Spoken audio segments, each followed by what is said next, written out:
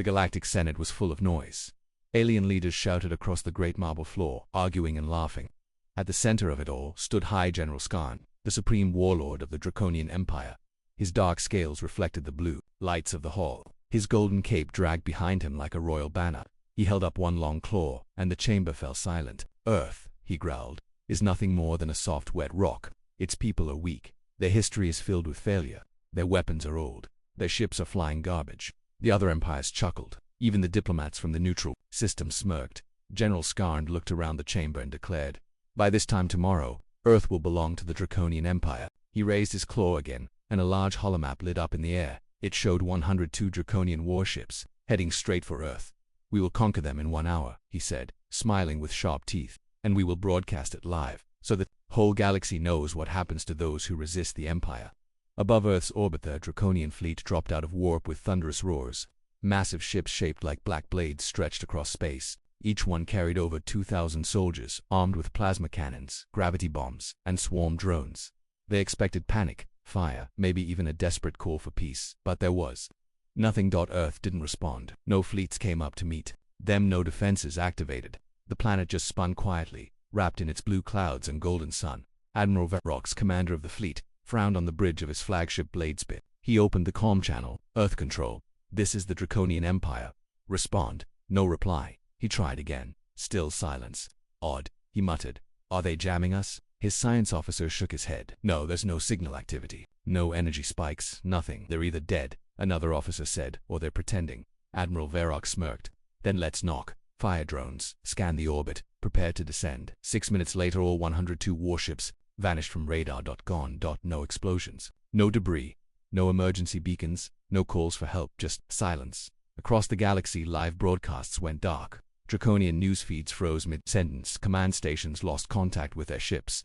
Panic spread through the Empire like fire. Through dry leaves. Back in the Galactic Senate, everyone stared at the blank screens. "What happened?" one ambassador asked. No one answered. A Velvec senator whispered, "Nothing can destroy a fleet that size so fast, not without warning." Draconian Command Center. 1 hour later, General Skarn crushed a metal chair with his claws. "Find me a survivor," he roared. "I want answers." His communication officer turned pale. "Sir, something's coming from Earth's direction." "A ship?" "No, sir. A signal." He tapped a button. The room went quiet. A single video played on the screen. Static, then a blurry, broken transmission from the flagship Bladesphere.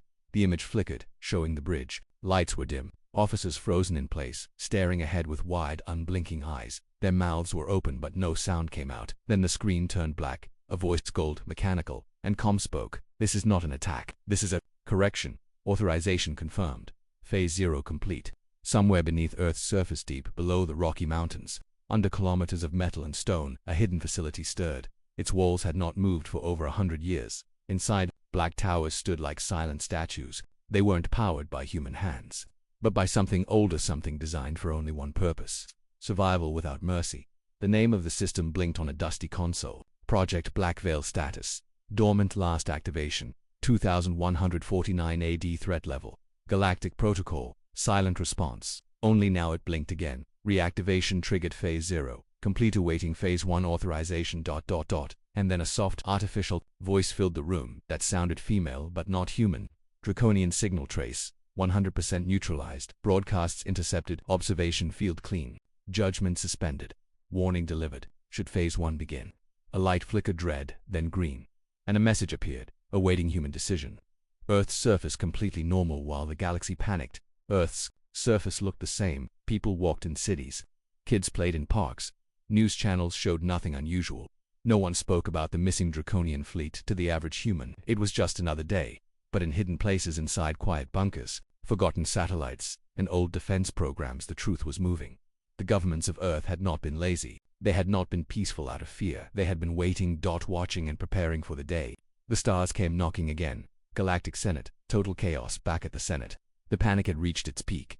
Ambassadors screamed for answers. Some demanded war against Earth, others wanted to flee. A few quietly began wiping their own records, trying to hide what they said about humans over the last century. In a dark corner of the hall, one figure remained calm. A Threan archivist known for studying ancient Terran transmissions opened an old Earth file. He translated the words slowly, then read them aloud. "We are not the monsters you fear, but we remember what you did. And if you come again, we will not raise a shield. We will raise the dead."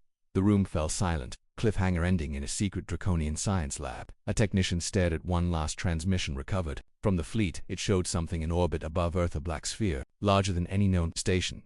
Not a weapon. Not a ship. Something else. The technician zoomed in just before the screen cut to black. He saw a shape inside the sphere. It looked like a human butt, glowing red from the eyes, floating in zero gravity, watching the stars, and smiling. The galaxy had gone cold. 102 Draconian warships were gone. No damage reports, no survivors, no bodies, no debris. The entire invasion armada had vanished just minutes after entering Earth's orbit. Galactic news networks were frozen in confusion. Talk shows stopped mid-sentence. Military advisors refused interviews. Even black market rumor boards had nothing new to say. Earth was silent, but something in orbit was not. In Velcor, capital of the Draconian Empire, General Skarn slammed his claws against the war room's table. His yellow eyes burned with fury. "This is not possible," he shouted. "No one erases a fleet this size." A young Draconian officer stood stiff at the edge of the room. "Sir, we recovered a signal. It came from the edge of Earth's gravity field. Play it." The lights dimmed. The screen blinked once. Then again, a soft female voice spoke, human but cold. "Artificial request received. Target threat neutralized. Phase 0 complete." The voice paused, then whispered, "They saw. They judged. Now they remember." Then static. Orbit around Earth 3 hours after disappearance. A lone Velvex stealth probe, sent by a rival alien empire, moved slowly through high Earth orbit. It was hidden in cloaking fields, invisible to all common senses. It sent only visual feeds back to its home planet. The Velvex weren't there to help the Draconians. They were there to understand what Earth had done inside the ship's feed room. One Velvex scientist stared at the transmission in silence. "What is that?" he whispered. The screen showed a sphere almost invisible, blacker than space, rotating slowly above Earth's north pole. It was bigger than any ship on record. No heat, no radiation, no light, just presence, and worse. Something inside the sphere moved, a red glow, a shape, something vaguely human. Deep underground, Earth's forgotten core command, the old Earth Defense Complex, had no windows. It was buried deep beneath Canada's ancient mountain ranges. Its halls had been shut for 70 years, covered in rust, vines, and silence. Now green lights flickered across control panels. Old screens came to life. And in the center of the command room, an artificial mind awoke. Her name was Ophion, created in secret, long ago, programmed to do one thing: protect humanity by any means necessary, even if it meant acting alone. Aphion's glowing core spun softly. "Phase 0 complete," she said to no one. "Enemy fleet absorbed. Enemy data decrypted. Initiate passive cloak. Orbit. Launch decoy layer." Dozens of invisible satellites released a false image across space, making Earth appear completely normal again. Ophion paused. Then her voice echoed again, deeper this time. "Wait for their next move. Earth, global news, silence the humans." On Earth had no idea. No breaking news. No alerts, no military action. The day looked normal. Children played outside. People commuted to work. Planes flew across blue skies. But in key places, hidden bunkers, secure command centers, old military labs, certain people were watching. In a dark room beneath the UN building in Geneva, 5 world leaders sat together. Each one held an old-fashioned metal tablet. An encrypted message had just arrived. It was only 3 words. "It has begun." They knew what it meant. That Project Ghost orbit was real, and now it was awake. Galactic Intelligence Network emergency analysis across the galaxy. Alien intelligence groups scrambled to analyze the disappearance. Was it a weapon, a virus, a space distortion? They compared it to black hole behavior. Some theorized Earth had discovered gravity folding. Others guessed it was dark matter warfare. But the truth didn't match any theory. One transmission made things worse. It was leaked by a small neutral trader ship passing near the outer edge of Sol System. The ship recorded 1 second of strange sound and audio spike near Jupiter. No words. Just a chorus of whispers. Thousands of overlapping human voices, speaking in broken alien dialects. Some were crying, some were laughing. One phrase stood out among the whispers. The stars looked peaceful, but everyone in the galaxy knew that something terrible had happened near Earth. The Draconian fleet, over 100 powerful warships, had entered Earth's orbit and vanished. No war, no fire, no wreckage, just silence. But now, something was coming from that silence. Galactic Command. Velvex Prime High Counselor Renmar stood before a large screen. It played the same short video again and again. A black sphere, faint red light inside, shadowy human shapes floating in stillness. He rubbed his hands together. "They didn't destroy the fleet," he whispered. "They trapped them." Behind him, a Velvex scientist added, "No energy weapons. No explosions. Something psychological. Something ancient." Renmar turned to him sharply. "What do you mean, ancient?" The scientist hesitated. "We detected old code fragments in the signal pulses around Earth. Very old, dating back to the first collapse. 500 years ago. That's when Renmar's face paled. You think Earth kept their pre-collapse weapons active? The scientist shook his head. Not weapons, something worse. They kept their memories alive. Earth, somewhere in Alaska hidden military lab, cold and dark, came to life after decades of sleep. Screens glowed, old machinery hummed, a single human figure walked slowly through the hall's gray hair. Black coat, worn boots. Commander DeLon. He was once part of Earth's secret project, Project Black Echo. Now, it was his job to activate it again. He placed his hand on a scanner. A soft voice greeted him. Welcome back, Commander. Echo memory intact. He didn't smile. He looked at a frozen screen that displayed a single word. Phase 1 status. Pending. Delon whispered. Time to remind the galaxy who we are. Pressed the button. And somewhere in orbit, the black sphere pulsed once. On a neutral space station, Apori Ring V. The space station floated between 3 neutral systems. It was home to many traders, smugglers, and scientists. No one wanted war. No one wanted to talk about Earth, but everyone did. At a small bar, 3 alien captains leaned in close around a private table. Captain Jex, a green-scaled Larnac, slammed his drink. I saw it myself. Earth's sky turned black, and then it was like time stopped. Captain Rila, a spider-like acrolite, hissed. They're not using weapons, they're using thoughts. What emotions, memories, fear. It's like their machines can project the worst moments of your life. A third captain spoke quietly, an old Tholan named Krex. He had been silent until now. It's not just fear, he said. It's a message, a message. Krex leaned in, his eyes hard. They're telling us this. We remember what you did to us. We remember you left us alone, and now we decide what to do with you, inside the black sphere. Memory echo chamber. Admiral Verox floated in nothingness. He didn't know how long he had been here. His hands were cold, his mind was foggy, but his eyes were open and they saw terrible things. He saw Earth's past. He watched human cities burn under alien bombs. He felt starvation. He saw children pulled from rubble.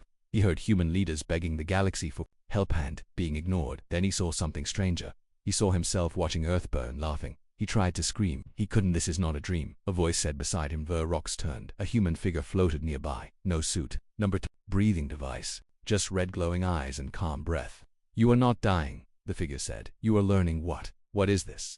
Project Black Echo, the figure replied. You took our peace. We give you our pain. Earth. Global. Silence. Strategic motion. The humans of Earth still lived normal lives.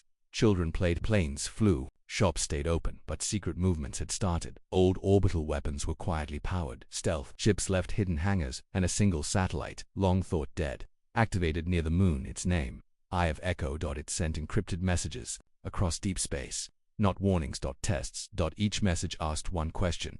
Do you still see us as weak? Any system that answered yes was added to the list. Galactic Senate, Emergency Council. Panic. That was the word in every language. Alien leaders shouted across the chamber. Earth used dark tech.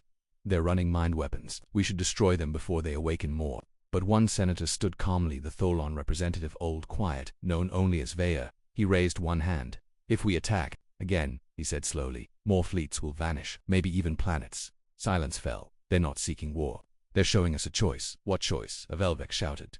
To remember, said Vaya, or to be forgotten. Back in orbit, inside the sphere, the Watcher moved between memories. Each Draconian officer trapped here now relived a different piece of human pain.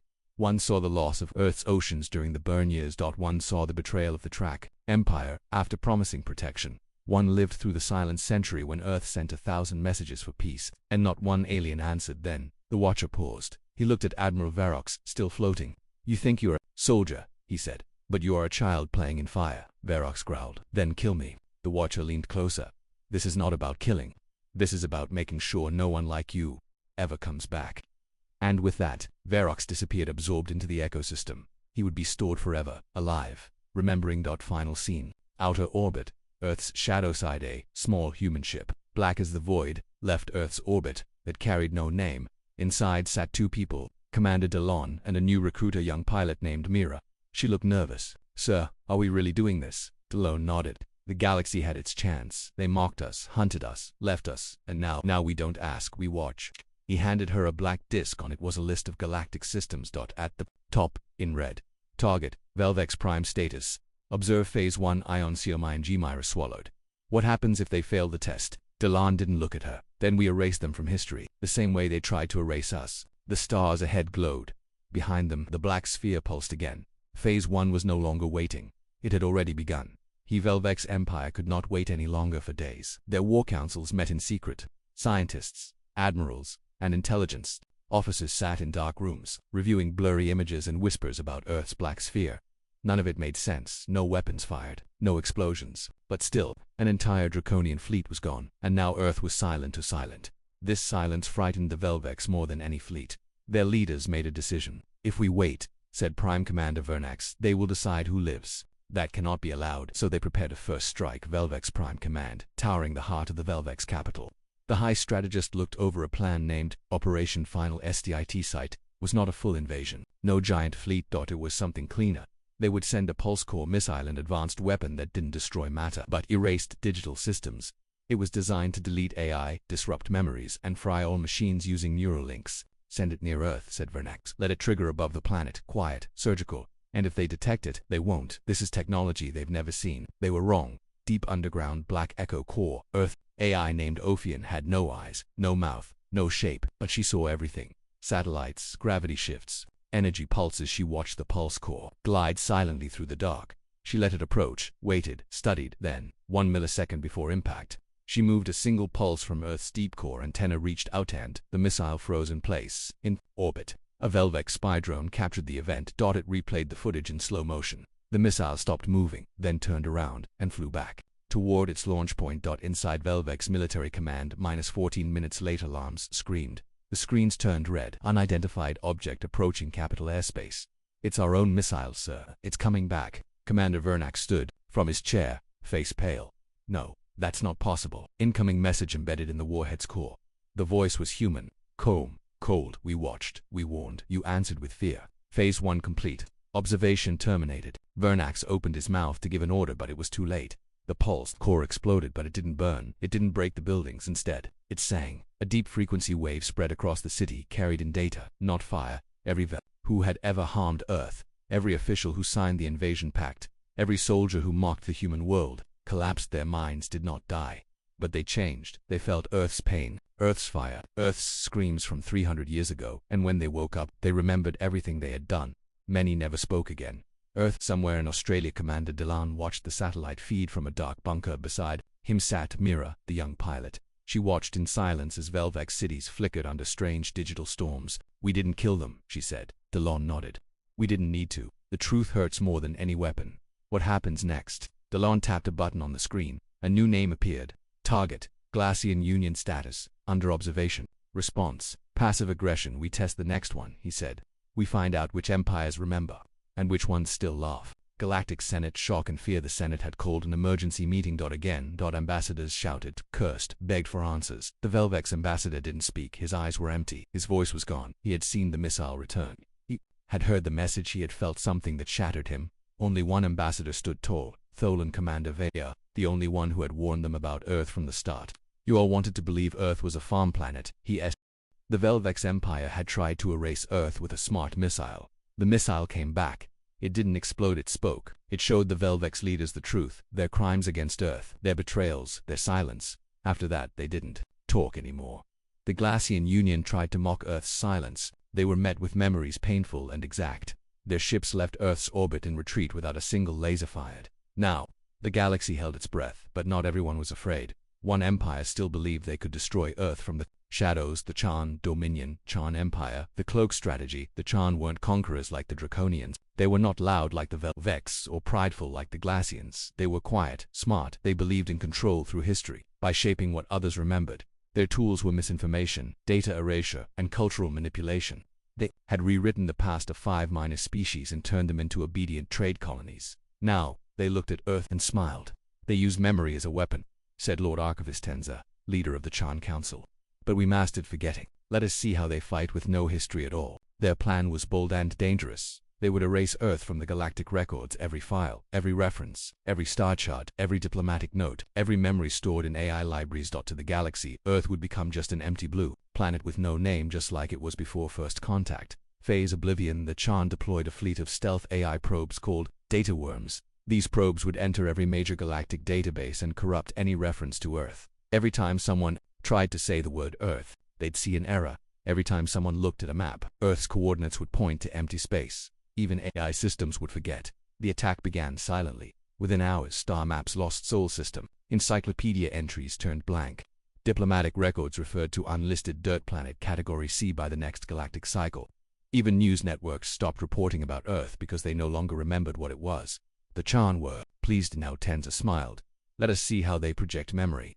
Without a name, Earth Black Echo Core, Alaskafian, the AI buried deep beneath the Earth, noticed the change. Her satellites stopped receiving data requests. Alliance maps no longer pinged Earth, even trade bots couldn't identify home coordinates. She ran a deep scan. Then she paused. External identity corruption detected. Global data erasure in progress. A second voice echoed through the chamber. It belonged to Commander Delan, the Chan. Ophian confirmed. Affirmative. History replacement algorithm identified. They think we need the galaxy to remember us. He smiled coldly. Then show them what we did during the silence. Project Memory Burn. Ophian asked. Delan nodded. Authorization Black Rank. Opened the archives. Inside Project Memory Burn deep beneath Greenland. A vault opened for the first time in 180 years. Inside were rows of glowing capsules, each one holding digital ghosts, not people but recordings, the screams of Earth's wars, the cries of its orphaned children, the anger of the betrayed, the terror of humanity when the stars went dark and no one answered their calls. Earth had saved its worst memories, not for revenge but for defense, and now, these memories were no longer passive files. They were loaded into weapon systems. Chan High Memory Bank orbiting. Rin primed at Chan was still celebrating. Their historians toasted in silence, sipping black crystal wine as Earth's name vanished from every record. Their archivists watched entire libraries change. But then, something happened. One by one, their historical databases began to play sounds. Not music, not messages. Screams. Crying children.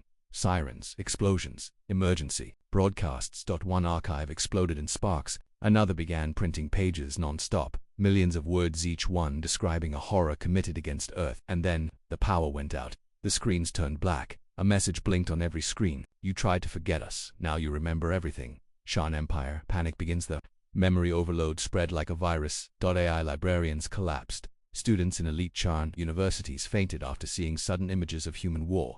Some high Shan officials even clawed at their heads, screaming names they had never heard before, names of human cities, human children, human soldiers who died long ago. Some of these names were their own. It's not a virus, one Chan data engineer shouted. It's historical emotion compression. What does that mean? The admiral demanded. They weaponized their grief. And now we're wearing it. Earth orbit whisper. Ship Lucidity Sarah, one of the memory transmitters, watched as data returned from the Chan probes. She closed her eyes, breathed in. They tried to erase us, she whispered. Now they'll carry us forever. Delan's voice came. Over the comms update, Chan memory systems in collapse. 17 cities experiencing neural loop feedback. No lives lost but no lives left either. Delan responded, calm and cold. Then phase 1 is complete. Galactic Senate. Broken Truth senators began to panic again. Not because of war, but because no one could lie anymore. Their citizens saw the truth about Earth. About what had been done, about who did it. 1,000 suppressed stories came back. Hidden military deals. Secret resource theft. The fact that Earth was never invited into the Senate after the collapse but was instead locked out. Now, everyone knew. And they couldn't forget. Back on Earth, AI Ophian's final message in a dark chamber. Ophian spoke once more to Delan. Phase 2 preparations complete. All targets observed. All lies logged. Delan stood at the viewing window, watching the stars. How many more? Ophian paused. 7 major empires, 14 mid-class powers. All either ignored us or fed off us. And the ones who tried to help. 1 minor system. The Thulans. Delan smiled for the first time. Send them an invitation. Cliffhanger ending back in the black sphere above Earth. The Watcher stood still. All around him floated recorded memories of the Chan Dominion before and after their attempt to erase Earth. He touched one at Chan General, weeping in an empty hall, whispering, I didn't know what we did to them.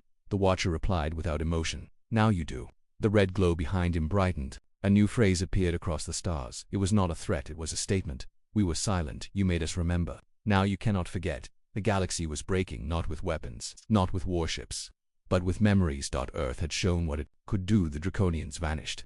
The Velvex fell into silence. The Glacians turned back in fear. The Chan who tried to erase Earth ended up drowning in the very history they tried to hide. And now Earth was choosing the next name on its list, a world that never fired a weapon. What created the tools that destroyed Earth's early colonies? They didn't send warships. They sold machines. Machines that turned off life support, that jammed distress signals, that broke domes open on Mars, that told the galaxy Earth's collapse was natural. That world was called Xyrax 3. Xyrax 3, a perfect world. Xyrax 3 was a beautiful planet. Its sky was golden. Its grass shimmered silver under twin suns. The people there were peaceful, clean, efficient. They believed in trade over war. They never invaded a planet, but they built the tools for those who did. They had made the cloaking devices for the Draconian fleet. They had made the mind firewalls for the Chan data centers. They had made the black market AI code that helped other species spy on Earth during the collapse. And now, they thought they were safe. We never harmed them directly, said First Mind Anoxa, the ruler of Xyrex 3. We simply sold technology. It is not our fault how others used it. But Earth thought differently. Earth orbit whisper ship silence, vector from high. Above Earth, a single black ship prepared to launch a new kind of weapon. It wasn't a missile. It wasn't a virus. It wasn't even a sound. It was a thought. Loaded inside a data prism was Earth's newest weapon, Project Holoseed. It didn't destroy buildings. It didn't burn cities. It erased identity, a slow, silent rewrite of planetary memory targeting culture, education, history, even personal emotions. Not with pain, but with blankness. A kind of forgetting so deep, the planet would no longer remember who it was. Xyrex 3, the first glitch at exactly 2:43 ZST Xyrex Standard Time. The central weather AI failed. It called itself Skyheart and had predicted weather patterns for 80 years without error. Suddenly, it didn't know what rain was. The holograms it projected began to stutter, repeating the same sunny image for 17 hours. Next, the education towers began to lose data. Children asked what planet they lived on. The answer came back, null. Then the history server stopped responding. Teachers rebooted them instead of coming back online. The screens displayed 3 strange words. Do you remember? Earth hidden Arctic bunker. Commander Delan stood inside the command center of the Holoseed project, or around him. Silent operators monitored every part of Xyrex 3's digital core. One technician spoke. Target memory collapse in motion. Civil identity degrading. AI learning functions are forgetting their own creators. Delon didn't smile. Are they resisting? No, they don't even know what's happening yet. Good. He turned to Myra, the young pilot who had become his silent shadow. You want to know what justice looks like? He asked her. She nodded slowly. Delon tapped the screen. Justice isn't fire. It's silence so deep they scream and don't know why. Xyrex 3, the collapse of thought by the 3rd day. The planet's society began to tremble. Hospitals still functioned, but their AI nurses. Earth had silenced the Velvex. Earth had exposed the Chan. Earth had made Xyrex 3 forget itself. Now the stars were still. No one moved against Earth. No one spoke its name without caution. Not out of respect but fear. But Earth itself had become uneasy because something had whispered back. Earth, Black Echo Core. Deep archives inside a dark control room buried beneath the Arctic. Commander Delon stood over a glowing terminal. Across the screen an old signal repeated again and again. If anyone hears this, we're not dead, we're in hiding. We found something in the dark, something older than the stars, and it's listening to Earth now. The signal came from beyond the galactic edge. It carried a signature, a human exploration vessel. The UNS Tempest, declared lost 300 years ago during the first collapse. Delon whispered. We never sent ships that far. Ophion, Earth's AI guardian, replied calmly. Tempest left without Senate approval. Pre-collapse project, Deep Void Jump disappeared until now. Mira, listening nearby, asked softly, what did they find? Delon's eyes narrowed. Something that survived the darkness. Deep space, outer rim. The whisper ship Lucidity jumped beyond known space. Its mission, follow the Tempest's signal. This region had no stars, no light, just black mist and ancient radiation fields. The crew on board was small. Myra to whisper operators. One historian, they weren't armed. But they carried Earth's most advanced tool, Project Mindglass, a real-time neural mapping system capable of reading echoes from distant time or memory fields. Mira sat in the cockpit, eyes scanning the black. It's too quiet, she muttered. Then the ship trembled, not from impact, from a memory projected into their minds, the first vision without warning. The crew saw something inside their thoughts, a golden Earth, before contact. Ships rising in hope, then silence, explosions, betrayal, starvation. But these were not Earth's memories. They were recordings captured by something else. A presence, watching Earth, recording everything and feeding from it. The historian on board whispered, trembling. It was never just the galaxy that hurt us. Something made sure we stayed in pain. Tempest, derelict in the dark. The Lucidity finally located the Tempest. It floated quietly, in the void. No lights, no signals, but its hull was untouched as if time had frozen around it. Mira and the others boarded the ship inside. No crew, just echoes. They passed through sleeping chambers where beds were made, meal trays left untouched, notes on desks, and every screen displayed one line, do not speak. Here's thought. Mira shivered. Whatever they found followed them. Earth Aphion's discovery back on Earth. Ophion ran simulations of the signal. She discovered something terrifying. The pattern wasn't random. It wasn't just a message. It was a response. Pattern matches Earth trauma pulses. Draconian. War, Xyrex collapse. Human mental spikes. Delone frowned. You're saying it's echoing our pain? Negative, Ophion replied. It's absorbing it. Myra's voice came through the comes from deep space. It feeds on memory, on suffering. That's why it followed us. Delone stood still. Then we didn't build Black Echo. He turned slowly. We copied it. Inside the dark, the voice that never died, Mira, walked deeper into the Tempest's bridge. She saw an old log, a recording from the captain. The man looked older than any Earth record showed. His voice was quiet. We found it at the edge, buried in a black star. It had no name. It's not a weapon. It's a collector. It takes pain, trauma. It remembers the forgotten. We tried to talk to it. It answered in our dreams. Then, behind him, something flickered. A tall figure, shadow and light. Red eyes. The captain screamed. The recording ended. Project Mindglass activates suddenly. Aboard the Lucidity, the Mindglass system powered itself without command. It began projecting a memory, not from Earth, not from the Tempest, but from something else. Endless galaxies. Species born, destroyed, forgotten, wars erased, voices crying out and then becoming silent. A presence hovered in the void, not alive, not dead. It had no name, but it had purpose. It remembered everything. That died in silence. The Whisper operator gasped. It's the source of our tech, our memory echoes, our AI designs, all of it. Myra looked at her. Then Earth never invented Black Echo. No, we were just the first species angry enough to use it. Back on Earth, Chrysis blinked out of sync. Alarms flared. The black sphere in orbit began to spin on its own. Commander Ophion said, the sphere is responding to the deep space signal. Can we stop it? Delone asked. Unknown.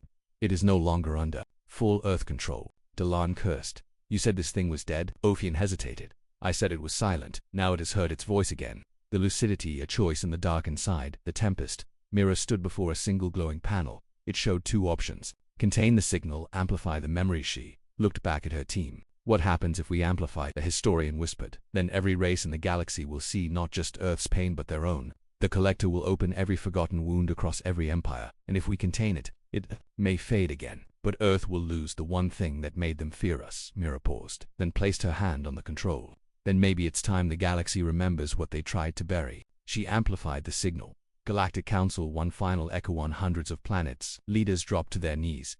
Every screen turned black dot, and then every war crime they ever buried returned. Every betrayal of Earth resurfaced. Every child left to starve. Every ignored distress signal. Not just Earth's memories. That's the collector. Showed them all. Not as punishment, but as a reminder. You cannot hide from what you chose to forget. Cliffhanger. Earth watches the stars tremble back. On Earth, Delone stared at the skies. Ophion spoke softly. It is done. The collector has connected. Will it harm us? No. It sees us as its child. We were the first to scream loud enough to wake it. Delone looked down. And now, Aphion's screen blinked a final message. Phase 3 complete, awaiting directive. Galaxy memory link. Levimera's voice echoed in from deep space. Commander, we didn't just survive history, we became its keeper. The stars flickered. The galaxy, once silent, had finally remembered. But Earth had become something else. The signal had been unleashed. From one dark edge of the galaxy to the next. Every race, every emperor felt it. Not pain, but memory. And memory was far worse than any weapon, because it told the truth. Galactic worlds, in ruin without fire. No bomb had fallen. No fleet had attacked, but entire planets stopped working. Governments collapsed under the weight of old lies. AI systems went dark, unable to balance memory loads. Soldiers laid down arms, shaking from visions of things they didn't know they were part of. Children screamed as their parents cried, whispering the names of humans they had never met. Why? Because the collector had returned, and it had used Earth's pain as a doorway. Earth Arctic Command Bunker Commander Delone stood alone in the echo chamber, surrounded by 1,000 floating memories. The black sphere above Earth pulsed slowly. No longer silent, Ophion, Earth's AI sentinel, spoke in a voice almost calm. The collector has stabilized. Memory links active across 412 worlds. All data synchronized. Delone frowned. And what are they doing with the truth? Ophion paused. Some beg forgiveness, some blame Earth, some collapse, a few ask for guidance. Delone looked up at the hologram of Earth, so small, so quiet, yet the center of the galaxy's guilt. We didn't make this war, but maybe we end it. The Senate reopens. The Galactic Senate, once the proudest gathering in the galaxy, reopened its chambers not by choice, but by fear. Only a third of the seats were filled. Many empires had shut down. Others hid. And one seat once left empty for Earth was now marked with a glowing circle, a human symbol. Everyone stared at it then. For the first time in 200 years, Earth's voice was heard in the chamber. Mira's voice, broadcast from space. You forgot us. You erased us. You sold the weapons that broke us. You laughed while we starved. You left us in silence. No one answered. They COULDN single quotes T. Myra continued. But we remembered everything. And now, so do you. A new kind of weapon on 21 systems riot stopped overnight. Why? Because Earth's satellites projected forgotten hope, not pain. Not war, but footage. From Earth's final days during the collapse, human hands sharing the last food, soldiers holding off alien invaders with nothing but steel rods, children writing stories under candlelight, believing someone would come and they never did. These images broke more than bullets ever could, and in that breaking, something began to heal. The collector's offer then came a message, not from Earth but from the collector itself, translated into every known language, whispered not spoken. You are not being punished. You are being remembered. Memory is a mirror. What you see is what you gave now.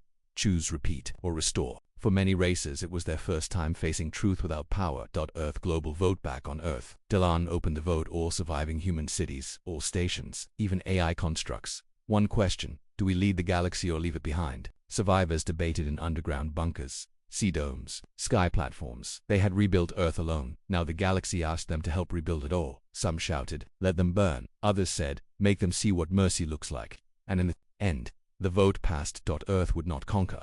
Earth would not forget. Earth would lead, but not with ships. With memory. Rebuilding begins with echoes. Earth created a new division. The archive fleet. Not warships. Not traders, but truth carriers. Each ship held human history, pain,